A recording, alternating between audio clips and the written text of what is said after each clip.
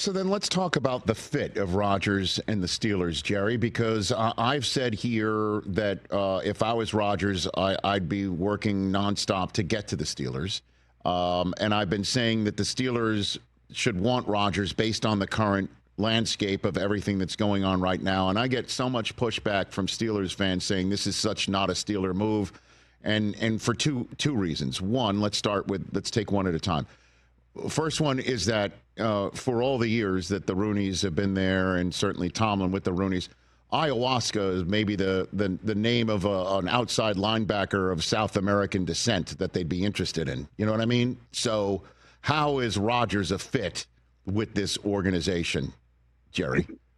Well, Rich, I really don't think he is. And I think this move is being orchestrated by Mike Tomlin. Now, Mike Tomlin's not going to tell Art Rooney II what to do, but there is no question in my mind this is something that he wants to happen.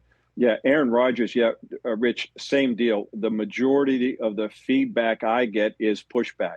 Steeler fans are somewhat surprised that the Steelers would want a player with, let's face it, some I don't want to say character issues, but he's a different duck, as we all know. And so he's going to be 42. His team won 5 games last year, and he had Garrett Wilson and Devontae Adams and Alan Lazard to throw to. The Steelers didn't have that here. And of course, they've added, DK Metcalf. But I don't think he's a great fit. And here's the other thing. If Arthur Smith had problems with the way Russell Wilson wanted to play last year, what do you think he's going to have happen with Aaron Rodgers, a guy who's already had 2 head coaches fired when it came to a headbutt? So now I say that, and I know Arthur Smith would love to have Aaron Rodgers, but I don't know that, to use Terry Bradshaw's old expression, I don't know that he's as much of a mailman as he is a gunslinger. So if the Steelers want to run the ball, Aaron Rodgers has thrown over 500 passes each of his last 6 seasons.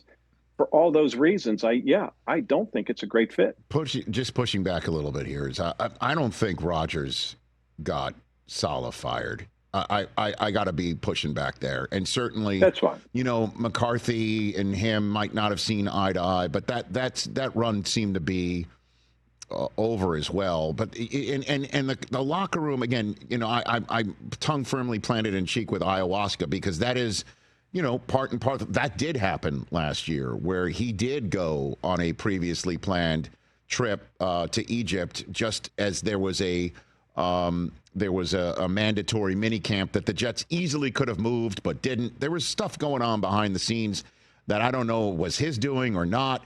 But I do bring this up because there is part and parcel of Rodgers that other quarterbacks that they could be interested in don't bring to the equation. In the same way, the things that Russ brings to the equation that Rodgers doesn't. But one thing that you did say earlier, Jerry, is the Steelers are in a position of let's get a veteran in here just to win a playoff game. Steelers fans always push back. It never used to be, hey, let's win the wild card. It's let's win the Super Bowl.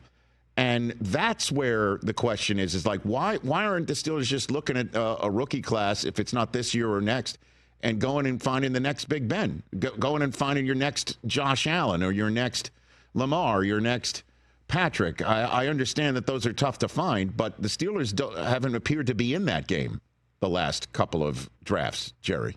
Right. Well, Rich, as you know, they did that with Kenny Pickett, and of course that didn't work out. But I think that is the next step in this equation. There's no question about it. And that's why I thought the safe thing this year would have been you bring back Russell Wilson. Let's face it, they won 10 games. Yeah, I know Justin Fields started the season. But, there were a lot of good things with Russell Wilson leading up to the beginning of December until they lost those final 5 games, including the playoffs. So I thought bringing back Russell Wilson and then addressing the position in the draft, maybe not as high as you would think they would need to go. There's probably only 2 quarterbacks. So let's face it, 2 are going to go in the first 3 picks.